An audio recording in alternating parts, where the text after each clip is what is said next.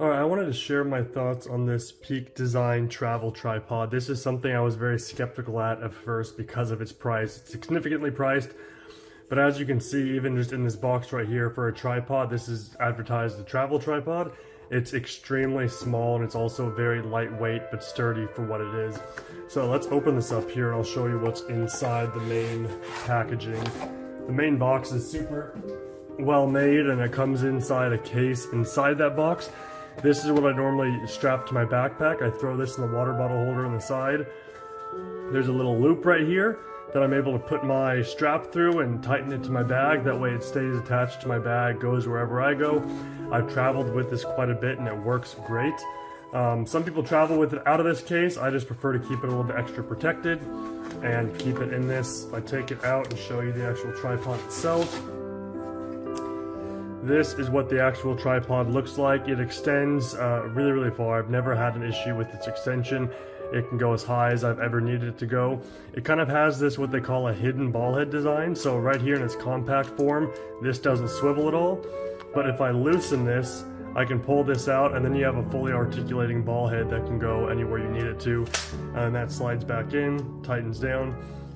It has this release plate up here, so it's in the lock position right now. If I turn it this way, it unlocks it, and then I can take out this Peak Design camera mount that goes on any Peak Design products. I also have a Peak Design camera mount that goes on my shoulder strap of my backpack.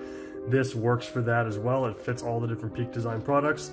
This snaps back in there just like that, and then you can lock it in place to be sure that camera is not going anywhere. This can support heavy cameras. I use it with my Sony a7R5 with a full Sony 70 to 200 G Master lens on it, which is a fairly large setup, not the biggest. It's not like something like a Red Komodo would be, but it's pretty heavy and it holds this just fine. This is the aluminum version. I opted for the cheaper one of the two because even though it's cheaper, it's still significantly expensive. This was around, I think, $369. But this is more quality than I ever expected it to be, but paying that price, you should expect it to be pretty high quality. Another thing I like about this is there's a hidden little compartment here for your tools. So if you ever have problems getting your camera on and off of your mount, this can easily tighten that down, loosen it up. It also works for all of these different fittings down here, so you can even fix anything that goes wrong with the tripod itself.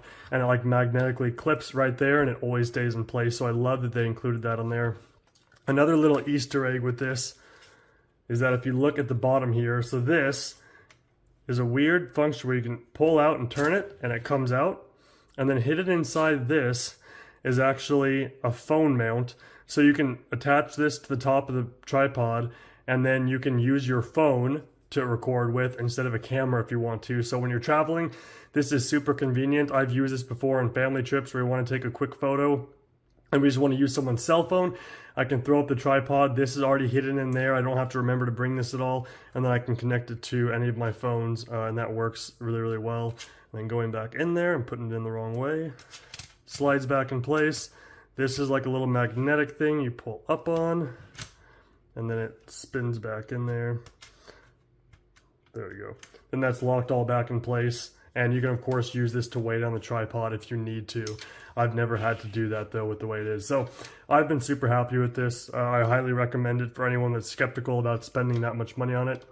I personally don't see the need for the twice as expensive carbon fiber one, but I guess if you're hiking a mountain and every ounce matters, something like that might be beneficial for you. But for me, this aluminum version accomplishes the mission I need just fine.